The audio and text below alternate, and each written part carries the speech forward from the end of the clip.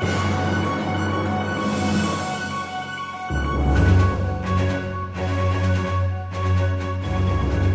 want to welcome everybody here. I'm your Anderson County Coroner, and also I run MedShore Ambulance Service. And I also serve on the Board of Directors of the United Way. The United Way Board has put together this program, and I'm happy to serve as your host this evening. A while back, Carol Burdett and I were talking about the growing number of deaths that were happening in Anderson County. And a lot of these relate to mental health issues.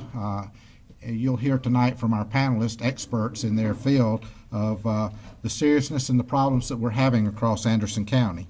And we're hoping that we can get you involved in getting a conversation going. We have a facilitator tonight, and our facilitator is Betty Parker. Betty, would you stand up for just a minute?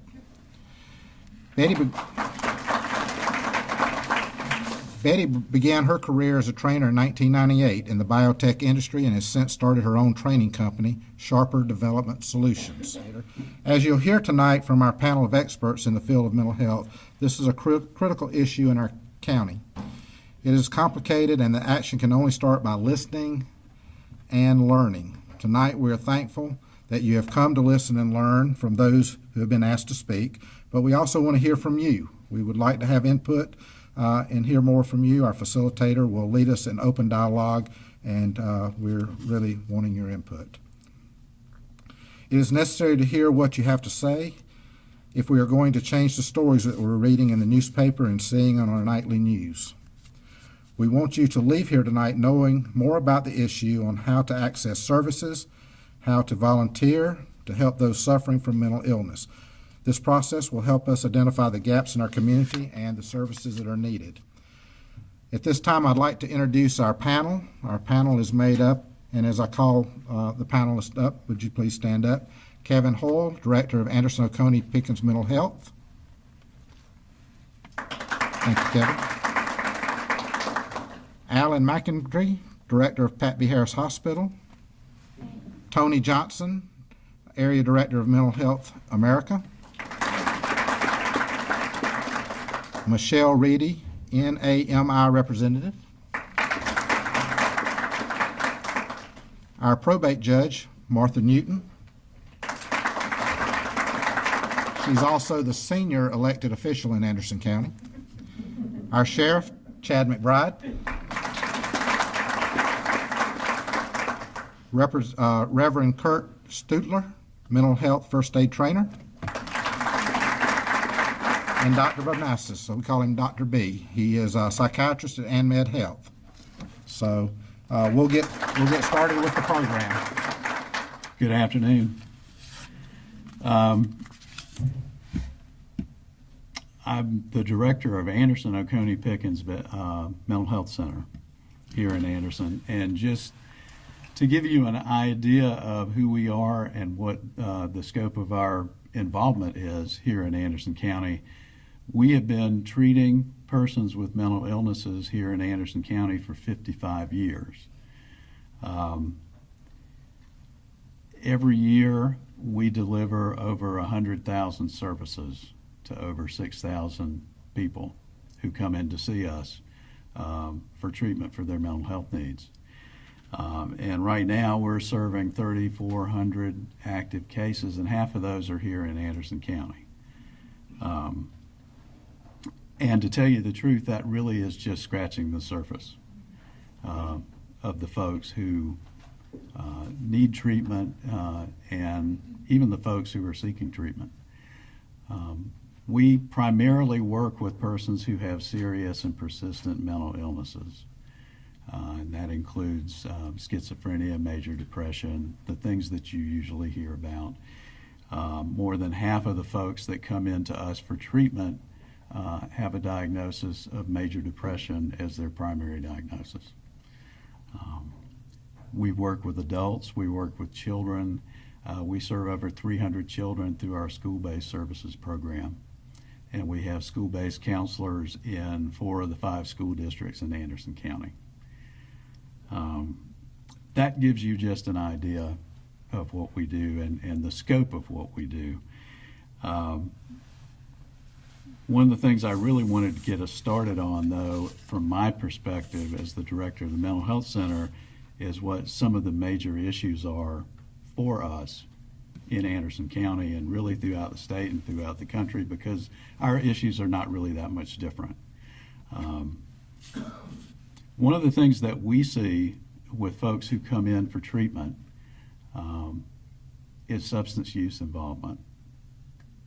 At least 70% of the folks that we treat for a primary mental illness also have a co-occurring substance use issue.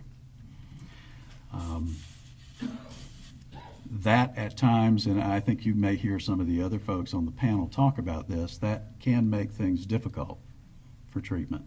Used to be that the approach was, well, you know, if somebody is drinking or if they're using drugs, they've got to get sober before they can come in for mental health treatment. That's not how we approach things any longer. We treat the person as they are when they come in. We treat both of their issues at the same time.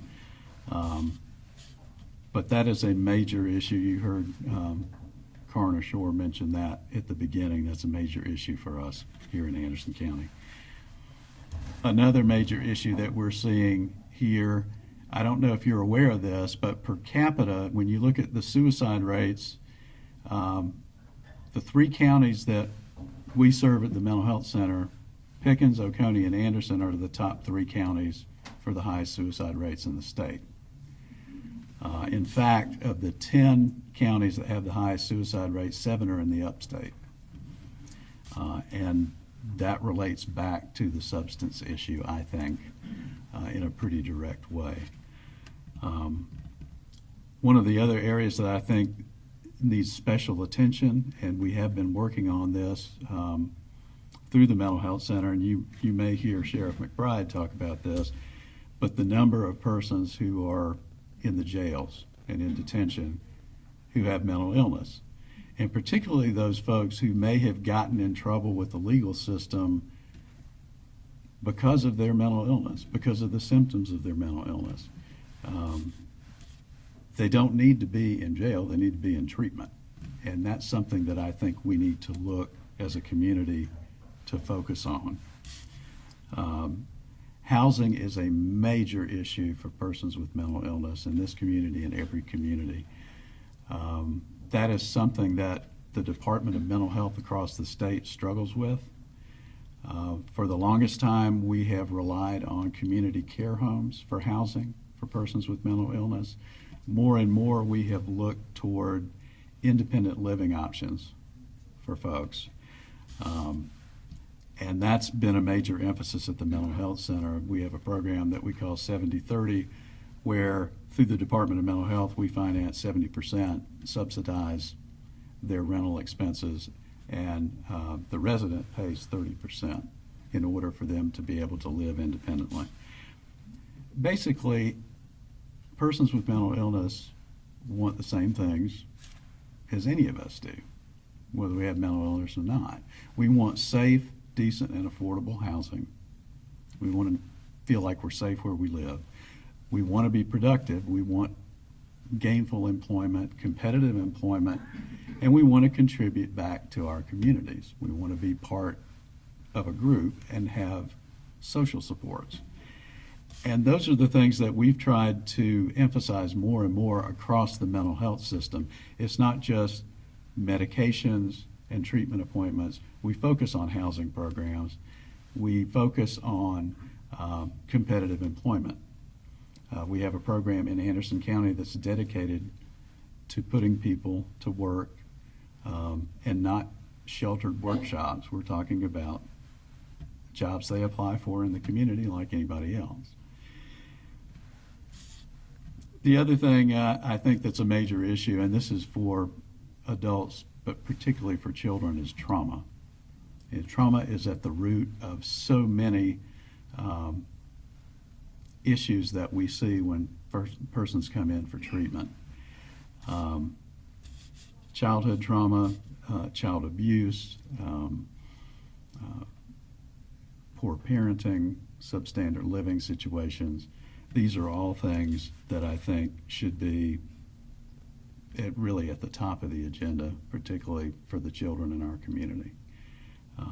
The Mental Health Center has partnered with many agencies in our community. We partner with DSS, we partner with the Department of Juvenile Justice, with ANMED.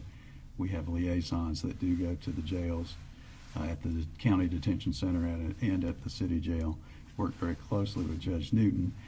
I think that's really a key, that community partners come together and work together to approach this issue. It's not just the mental health center's responsibility, it's all of our responsibility to make Anderson the best community that it can be.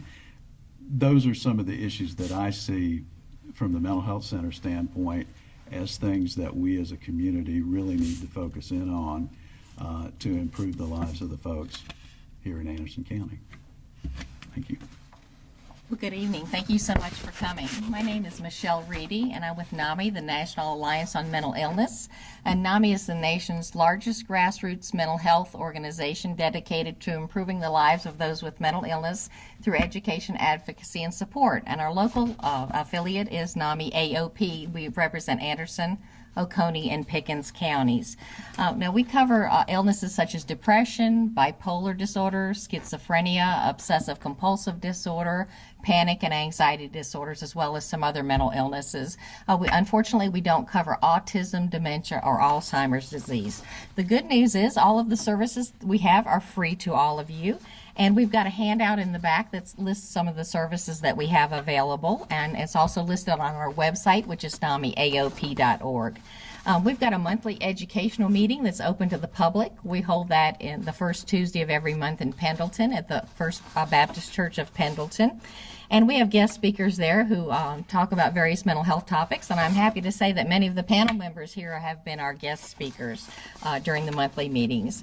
Before that educational meeting at 6:15, we have two support groups. One is for the person that has the mental health condition, and one is for the family members. You don't need to register for either the educational meeting or the support groups. We also have several educational courses that are available in the area, and these are also free, but we do ask that you register for those because we need to order the materials for the people that are going to be joining us. The first one is our signature course. It's called Family to Family, and that's for anybody who has an adult relative with a mental illness. That's a free 12-session course. And that covers pretty much any topic you can think of regarding mental illness. It covers the brain biology, the symptoms, psychiatric medications, communication skills, problem-solving skills, self-care, recovery, and advocacy. We also have a course called NAMI Basics for anybody who has a child or adolescent with a mental illness, and that covers the symptoms of the mental illnesses and the importance of record keeping, and it also helps the parents know how to go about attending IEPs, which are the individualized educational plans for their children at the schools. We also have one of our newest courses is called NAMI Homefront, and that's for families of active duty military and veterans who are living with a mental health condition. And the wonderful thing about this course is we actually teach this live. It's online though, which is helpful for people who cannot leave the home. We had one lady who attended our online class, and her husband was a double amputee from the Afghanistan war. She also had 4 young children, so there was no way she'd ever be able to join us for a class out in person, but she could join us from her home, sitting in the front of the computer there. And all the educational courses, the participants leave with a manual that has some wonderful resource information and information that'll be helpful for them to use in the future. One of the other things that we're working on that will be available in this area that we're very excited about is a clubhouse. A clubhouse has programs that help adults with mental illness reintegrate into the community. Gateway in Greenville is an example of the clubhouse that we have in the area that you may be familiar with. And when mental illness strikes people, oftentimes they're not able to finish school or return to work, and it's very easy for them to isolate themselves. The clubhouse gives its members with mental illness the opportunity to be supported, to socialize with their peers, to volunteer at the clubhouse, and perhaps even to start or return to school or work. and also access effective services. Ideally, housing will also be available with the clubhouse. So right now we've got a working group that's been trained on how to set up and start a clubhouse. And the members of the working group now are people from NAMI, the United Way of Anderson County, and Mental Health America. And we also have individuals from the community that are interested in learning more about how to get a clubhouse in our area. Our plan is to develop a very strong foundation before we open the doors to a clubhouse. And at this time, we're looking for people who have an interest in seeing this become available in our area. We'd love to have anybody that's interested join our working group. We meet in Anderson once a month at the United Way. We also arrange for tours of Gateway House on the second Tuesday of the month. So you can see how a clubhouse is run. It's a very eye-opening experience to see how the members and the staff there work together. One of the biggest things, of course, that we're going to need is going to be funding. We do have an account set up through the United Way, so if anybody's interested in making donations, we're able to accept those now. You would just need to specify that the money goes to the clubhouse. In the future, we're going to be looking for a location. At some point, we'll need a board of directors, as well as businesses and other organizations in our community to partner with. So if this is something that you see yourself becoming involved with, we would love to have you join us in that venture and just let us know. So thank you very much. I appreciate it. Good evening. My name is Tony Johnson. I work with Mental Health America. Kevin did a great job of showing the umbrella of the needs. What I'm going to focus on is kind of what Mental Health America does to help kind of meet some of the needs in our community. The first thing I want to touch on is the suicide. We have two programs that we work to address the issue. One is our QPR program, which is Question, Persuade, and Refer. And that program, we do seminars to help people identify what are some of the signs and symptoms of someone who is considering suicide and then avenues they need to take in order to try to prevent that from happening. The other is our suicide prevention program, not suicide prevention, but our SOS program, which is Survivors of Suicide. And that's also a working group, and they meet once a month to the family members of someone who did commit suicide. They meet to kind of cope with the aftermath that they have to deal with. Also, we have a Don't Duck Mental Health program, which we use, which concentrates on children dealing with anger, death, being picked on, because bullying is a big issue. And so we're trying to address that as well. And also just having a bad day. We have all had a bad day, but we try to start early on in trying to helping people, to children deal with that, to kind of help them cope, hopefully help them cope as they move forward in life. Also work closely with our national office in policy. One thing that we found, one of my board members has always said, there's no money, there's no mission. And that's very true. But we have to make sure policy flows in a way to where mental health services are continually being funded. The loss of funding, it affects everything, even with the clubhouse. There's going to need to be funding for that, but it's got to come from somewhere. So we do work closely with our national office and our state office to try to keep policy in the way that continues the funding of mental health services. Also housing, which is a huge issue. And we currently do have units in Anderson, but we're looking at some different avenues now to try to increase the housing in Anderson and possibly even add some services with that as well. So those are the goals that we've kind of set in place now to increase the housing, because that is, from the chair that I sit in, probably one of the biggest issues that we have. If you can't have housing, it's going to affect your mental health one way or another. So those are the things that we're working on, and look forward to working with everyone in the future. Good evening. My name is Kurt Stutler, and I am the pastor and director at the South Main Chapel and Mercy Center. And as I looked out upon this gathering here this evening, I see so many familiar faces, which is a good thing. But it kind of struck me at first. I thought, well, gosh, we're kind of preaching to the choir here tonight. But you know what? That's not a bad thing. I think our goal, though, is to increase the choir.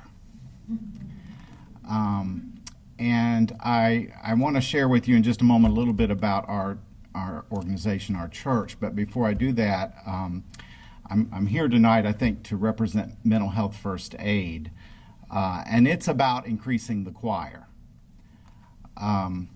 through the generosity of the United Way of Anderson County and Mental Health America Anderson County, myself and Cynthia Perry, who is on the staff at the Anderson Oconee Pickens Mental Health Center, got to travel to San Diego back in April and be trained as trainers for a program called Mental Health First Aid.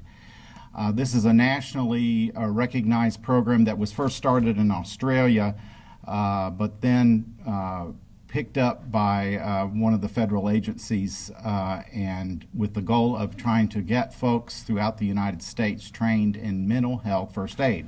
Most of us are familiar with first aid, particularly as it pertains to physical issues, but the idea of mental health first aid is to offer to persons who are developing a mental health problem or experiencing a mental health crisis the immediate care that they need to weather that crisis or to get somewhere where they can get the help they need for that crisis.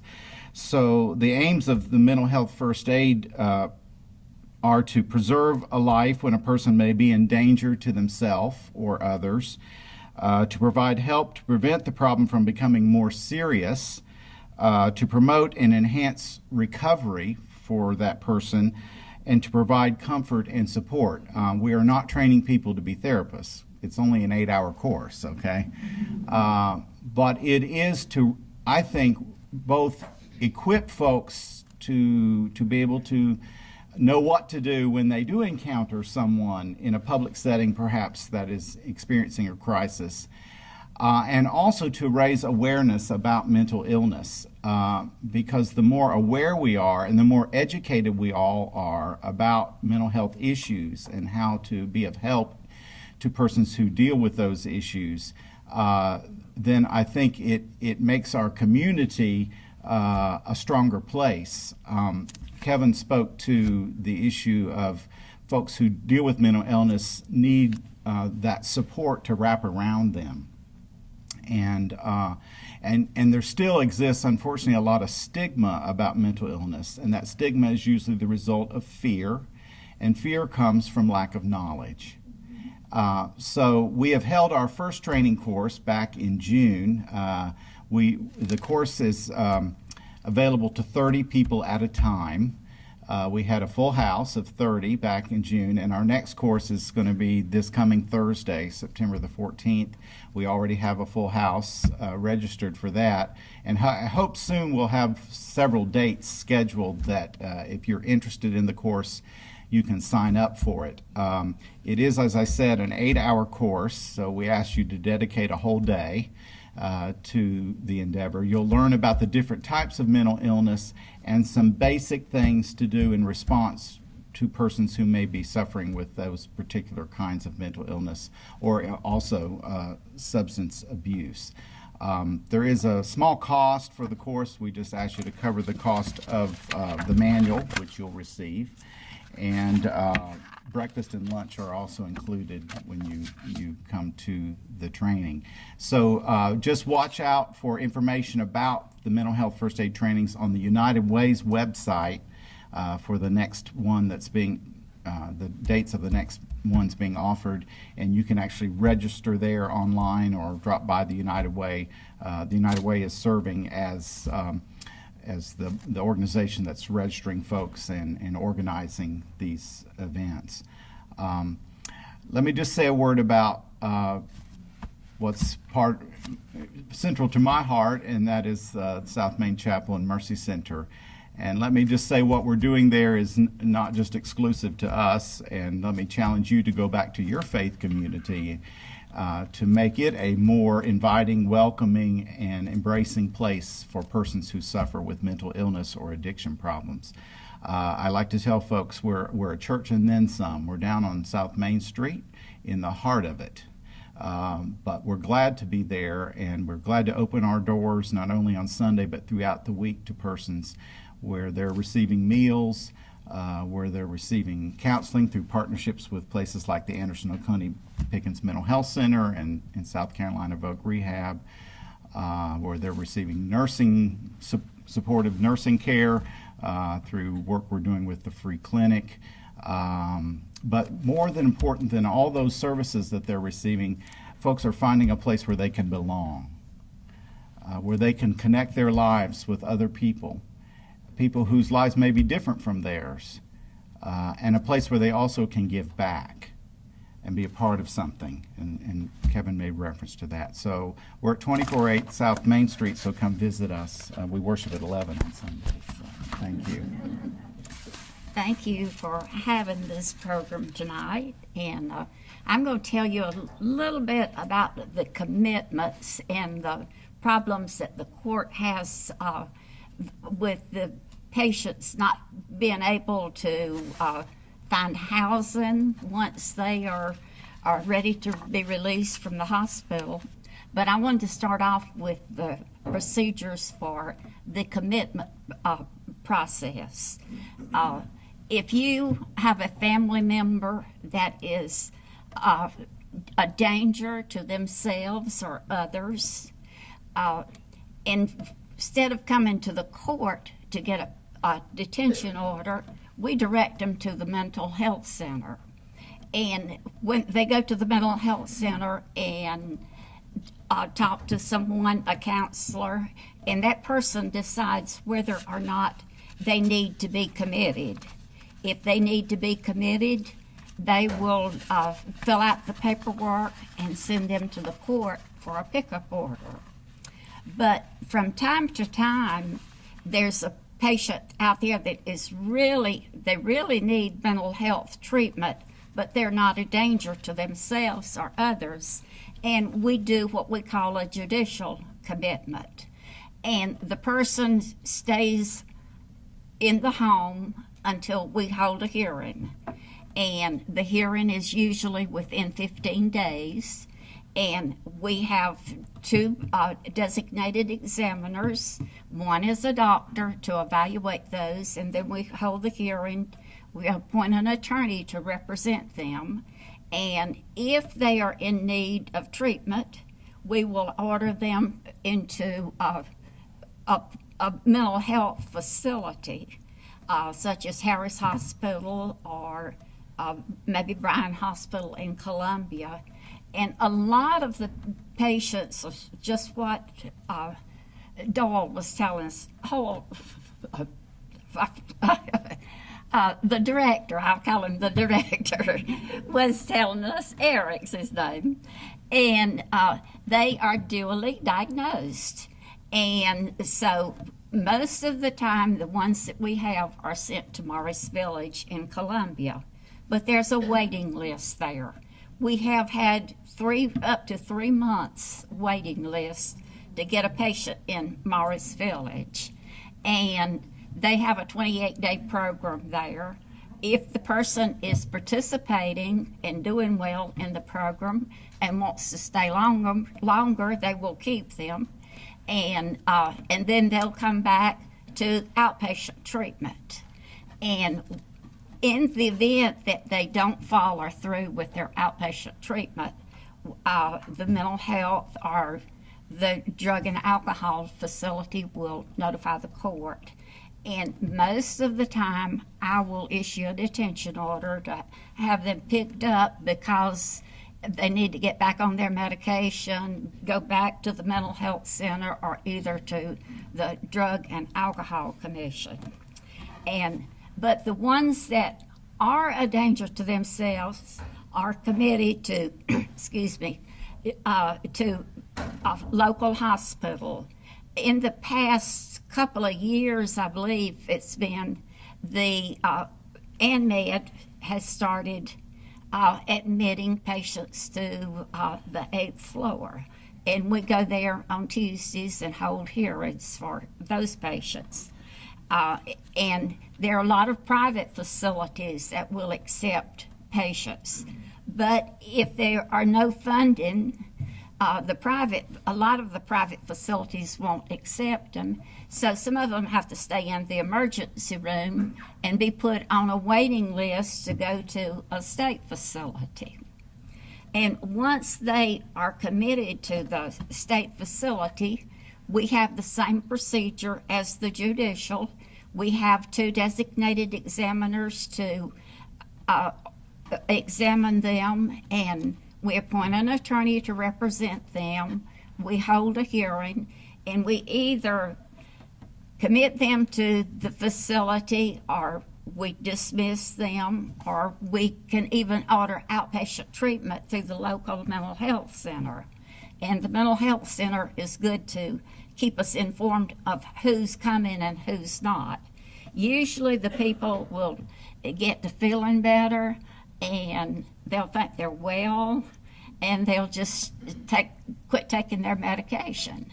And of course, we're all guilty of that too, because if the doctor gives us a dose or a prescription for an antibiotic, and he says, now you take it all, and we get to feeling better, and we just drop it off.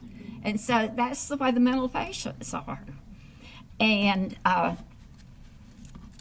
we have to recommit them either to the hospital or to order them to the mental health center.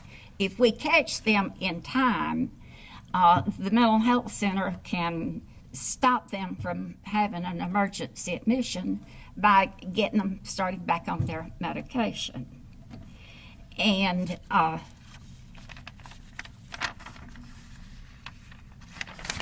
see. We have a lot of patients that are committed to a lot of these outpatient private facilities. And I go to Aiken every Wednesday to hold mental health hearing at the Aurora Center there, where it's a private facility, and they do treatment for drug and alcohol. And they take some Medicaid and Medicare patients.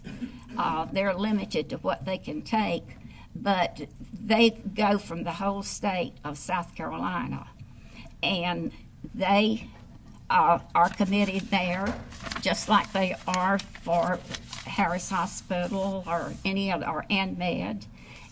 But a lot of the problems that we have are the family gets tired of dealing with these people because they've dealt with them so long.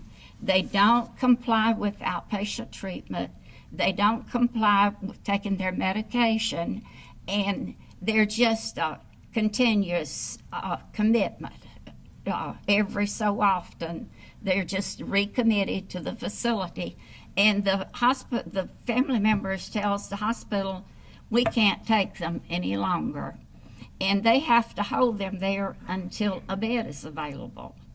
And sometimes it's 2 or 3 or 4 weeks before they can find a suitable placement for them, because they can't just release them to the street. And we have patients at Harris Hospital that have been there for a long time, and they are there because they don't have a place to go. They're either too sick to live on their own, or they are don't have a place to go. And a lot of them has an opportunity to leave, but they just refuse to leave because they don't want to go out of this area. They have facilities all over the states that they can find placement for, but they won't leave because they want to stay close to home. And I can understand that too. But most of them that are there, their family doesn't visit, and they're just there at the mercy of the hospital. And we work closely with the mental health center to see that all of the commitments are carried out like they should be, and that the patients continue with their outpatient treatment. I think that's about all. Good evening. I'm struggling with sinuses, so bear with me. It's that time of year, I guess, with the weather change. We of course, at the sheriff's office, come in contact with folks from time to time, usually on a and very often basis, I would say, with folks that have mental health issues or especially substance abuse issues. And especially when those two are paired, a lot of times it's a very deadly circumstance or a very deteriorating circumstance.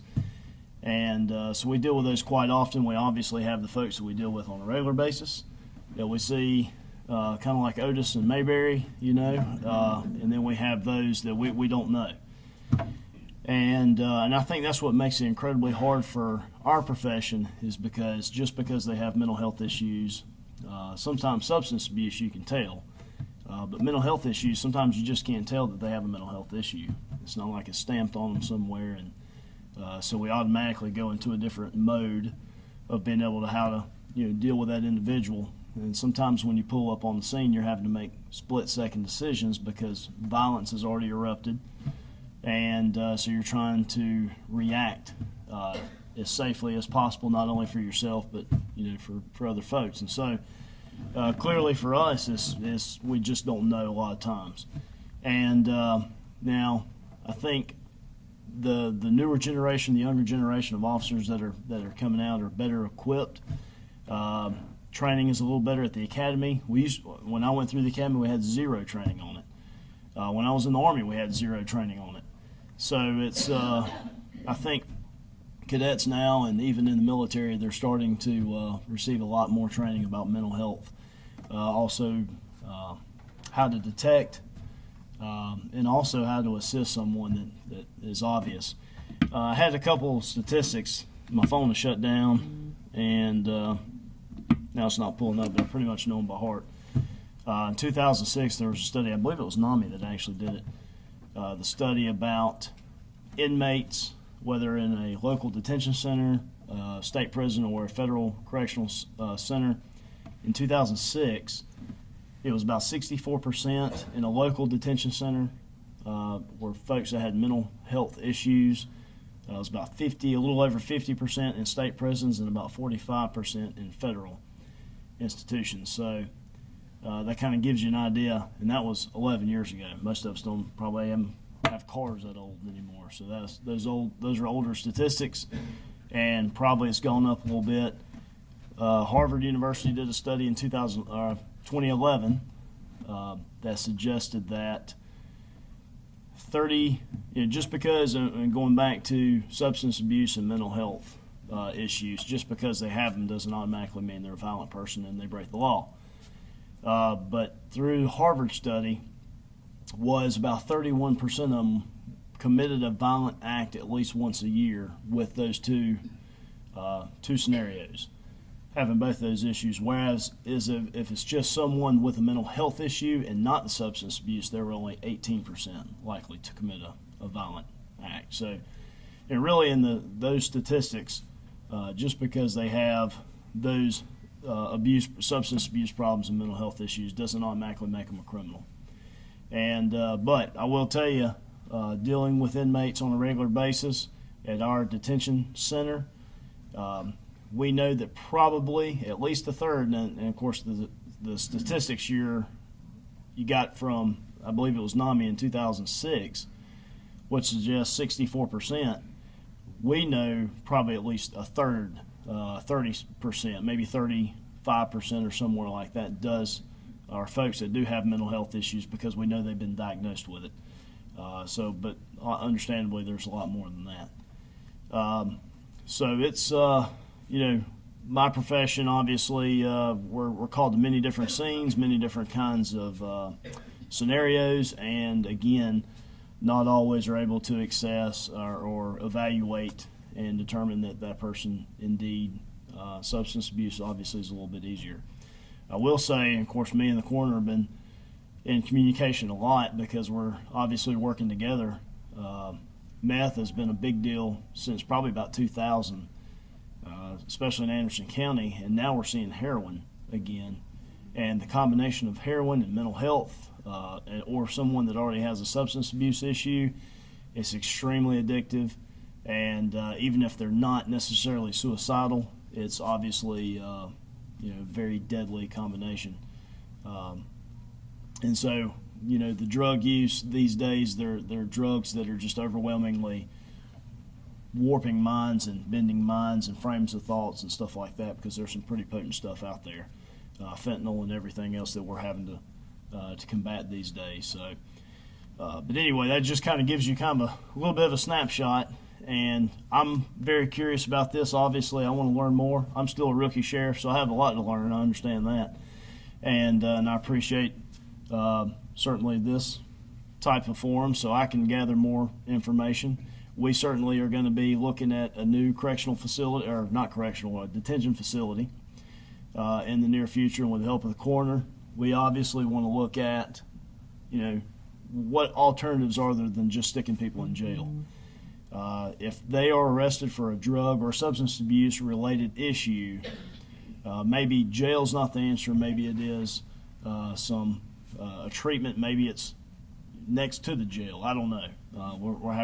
We'll have to figure out the logistics of that. Obviously, if they break the law, it's property crime, a crime against an individual. There's still that side of the judicial process that still has to move forward. But I think in some cases, if we could get some folks some legitimate help, and jail, I can tell you this: if you didn't know this already, our jail is packed. And I'm sure most of you already know this. You probably have heard this from me or one of the other sheriffs before, but our jail's rated for, I think, 257 beds, and we're probably pushing 500 on a regular basis. So we have some cells, and if you've ever been in the military, you can appreciate this. If you've been in barracks before, you may be in a barrack that's suited for 30 troops or 40 troops or something like that, and that's kind of how our jail was designed back in the probably late 40s, early 50s, was kind of a barrack style, linear style jail. And but literally, just because there's 30 beds in there, we have twice that in there, if not a little bit more than that.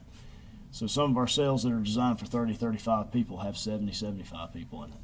And what makes that incredibly hard for us is we're no longer able to separate people. There's different classifications of inmates, usually because of violence or maybe medical needs and stuff like that. When your jail is that overcrowded, there is no way to separate. I mean, you just don't have that option anymore. So we literally have several different classifications of inmates in one cell. So that's one thing. It's not just a sheriff's office problem. It's a problem for the whole county, because we service a lot of all the municipalities, all the city police departments throughout the county, with the exception of Anderson City, and even some of their prisoners come to us. So we service them and Highway Patrol and everybody else, the other law enforcement entities as well. So that'll be something I'm sure that we'll talk about more as this progresses. So thank you. My name's Alan McInerney, and I'm the director at Pat Harris Hospital. I apologize for being late, but I was called into a mandatory conference call from our major incident command center down in Columbia, where we're trying to plan on what we're going to do if Irma causes us to relocate patients. So we're planning on that. And I was sharing with my wife earlier this morning, we lived 11 years in West Palm Beach and lived through about 7 hurricanes there, and now we moved to South Carolina, and we're going to have a hurricane come over our house here. So the Lord has a sense of humor. Harris Hospital has been in business now about 32 years. We've got 4 lodges that are running right now. We've got an acute female lodge, acute male lodge, and an intermediate male and female lodge as well. Last year we did about 450 admissions into the hospital, and all of those, 100%, were involuntary commitments. As I look up here and look out in the audience, I see an awful lot of friends, an awful lot of collaborative partnerships that we have here. And one thing that I think that we need to celebrate in Anderson and in the upstate in general is we have a strong history over the last several years, since I've been in the Department of Mental Health, which is 9 years now, of collaboration. Because the problem is not Kevin's problem or my problem or the judge's problem or the sheriff's problem. It's all of our problem. Because the truth is, the magnitude of the issue is greater than all of our resources combined. So what we determined many years ago is we come together quarterly in a meeting and we talk about issues. It could be a law enforcement issue, it could be a probate issue, it could be whatever. And we have our Mental Health Americas there, NAMI's there, and we look at how can we maximize the limited resources we have to address the problems. How do I give you an idea of what the scope of the problem we deal with today? I'll give you an example that I give to the nursing students when they come through Harris Hospital. I ask them how many are interested in mental health, and out of a class of about 40, maybe 2 will raise their hands. And I say, okay. I said, well, the rest of you, I've got news for you. You're all going to be involved in mental health. And I give them a little history lesson. Now, they're all much younger than I. They don't remember Lyndon Baines Johnson in 1965, the Great Society. But some of you do. It was ushered in. The community mental health movement started back then. The population of the United States was half of what it is today. But in 1965, 1968 time frame, depending on the statistics you look at, between 500,000 and 600,000 people were in state psychiatric hospitals throughout the United States. Fast forward to today. There's twice as many people. By any measure, the stress that the children and the kids and the folks are going through today is greater than when I was a kid. Father knows best, leave it to Beaver, Spanky and our gang. That was reality for us back then. You could go out and play and not worry, not be stressed. So today the stress is greater, the population is twice, but there are only about 30,000 people in state hospitals in the United States of America. So where are the rest of them? They're wherever those nurses are going to be. They're at ANMED. They're in your family practice. They're in wherever you are, all walks of life.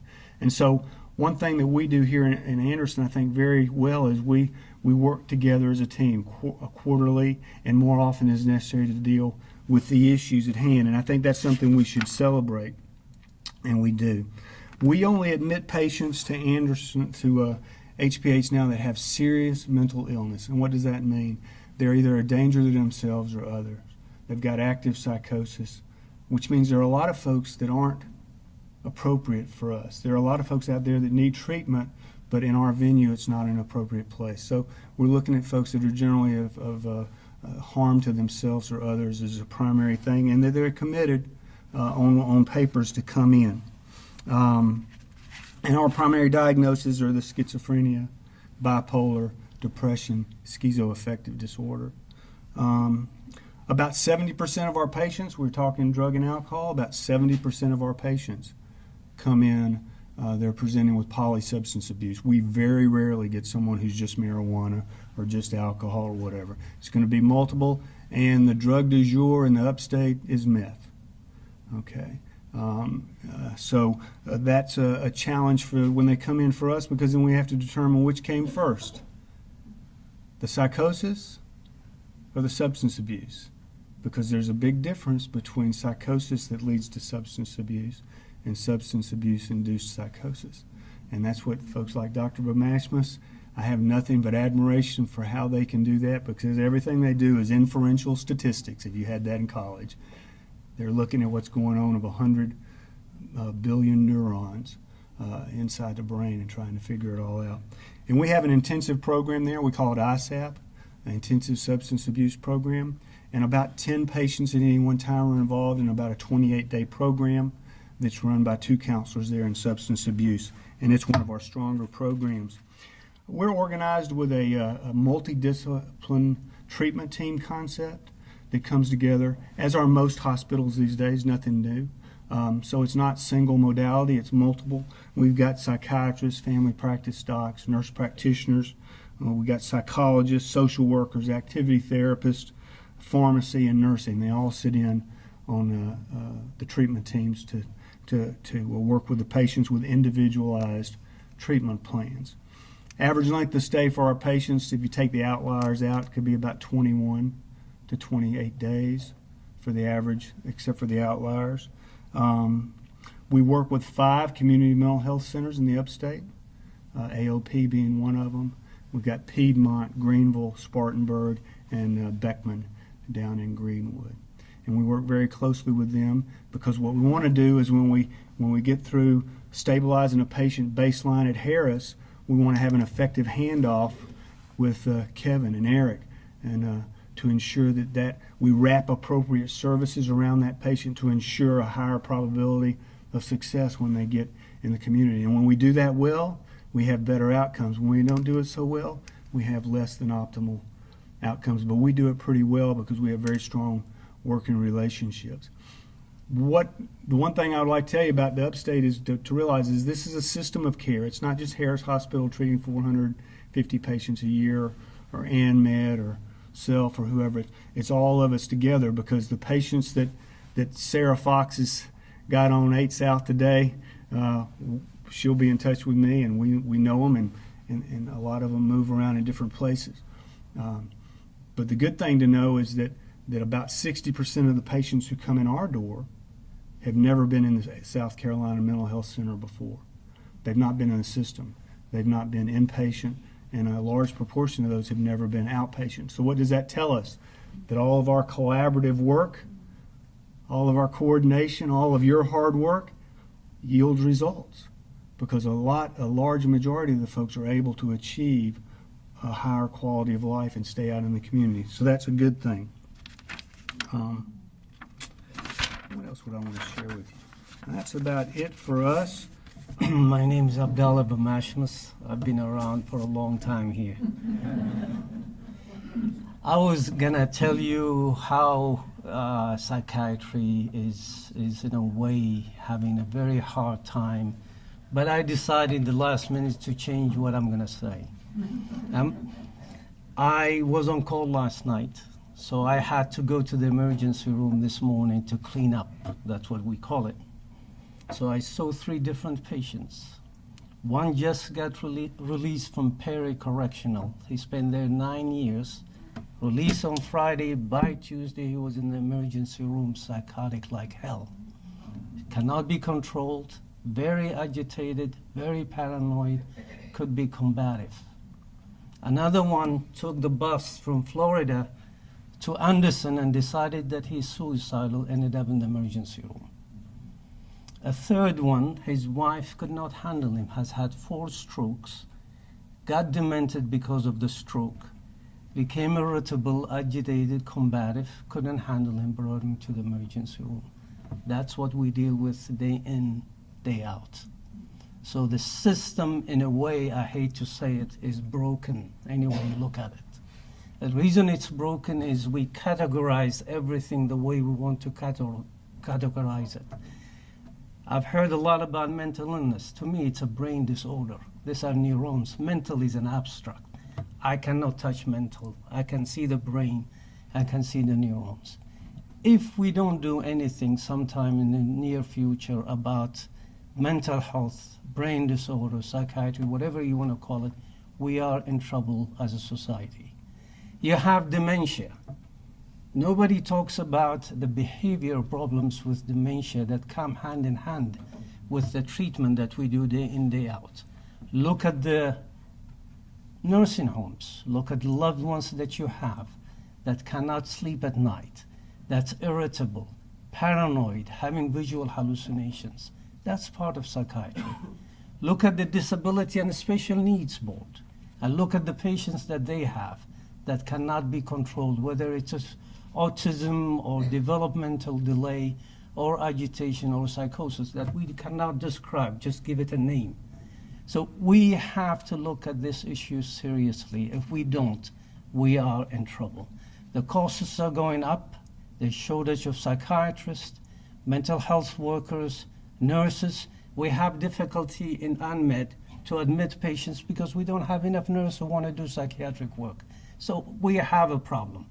And if we don't look at it higher up with serious money, it won't cost more than 2 jets, F-16, or it won't cost more than that. We can do that as a society. So I'm not going to bore you with depression, suicide. They have covered that for me. And if you have any questions later on, I'll be able to handle them. So I was going to talk about quality of care, follow-up, compliance. I don't think they have covered that and I'm not going to talk about it at this time. Thank you. All right, well, good evening. Let me start by saying thank you all for coming to this great starting point. This is a great beginning. So we heard a lot of issues around access, housing, providers, parity, advocacy. All of those are tremendous issues that are important issues, but they all start here tonight with all of you. This is a starting place. I want you to think about how much of an impact we could have as a community if we viewed mental health the same way we viewed diabetes, the same way we viewed heart disease. Because, you know, there's no stigma around a diabetic, right? You better watch what you eat. There's no stigma necessarily around someone that suffers from heart disease. And when we can get to a place as a community that we talk about mental health the same way we do diabetes, the same way we do heart disease, so that there's no stigma attached to it, then we will make huge strides. Because a big part of the issue is the fact that we don't feel comfortable talking about mental health issues. Therefore, it makes it difficult to advocate for the things that we need. And someone mentioned funding, and so none of the folks from mental health can say this, but I can. They celebrated this year because they were able to restore their funding at the Department of Mental Health to the level they saw in 2008, roughly. And because those were tremendous financial times for our state, and there were cuts to all agencies. But this is one where if you don't have advocacy, you don't have people speaking up, it makes it hard to restore the funding. And we had to mention the number of beds at Patrick B. Harris.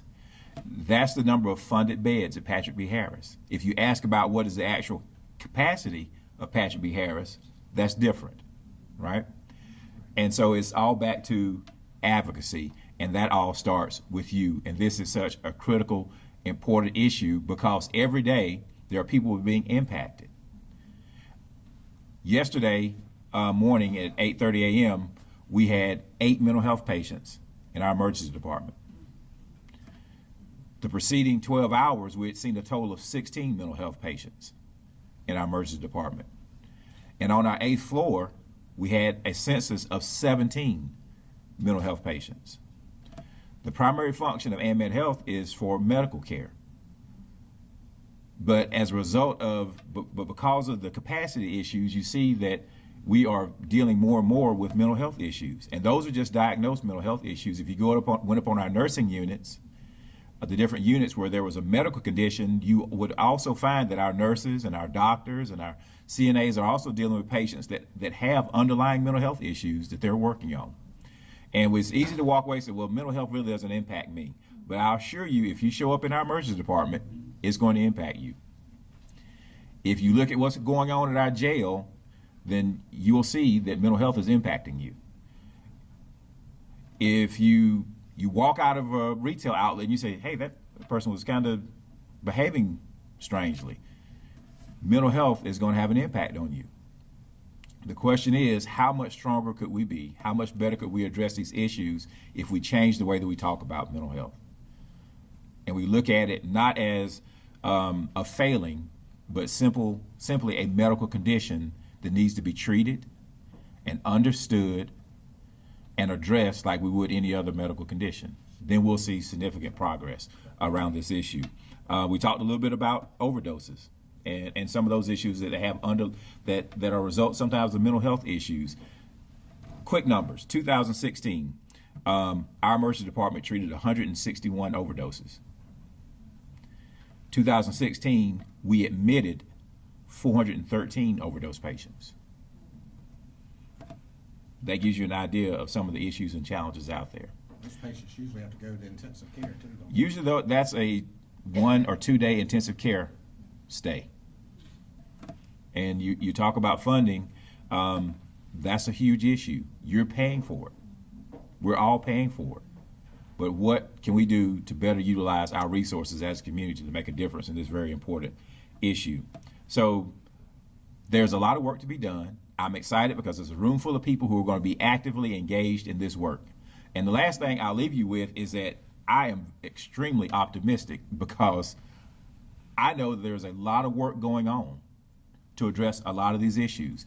In our community, there's work going on around this idea of a mental health court, so that the sheriff will have another option as opposed to incarceration when there's someone involved in a mental health issue.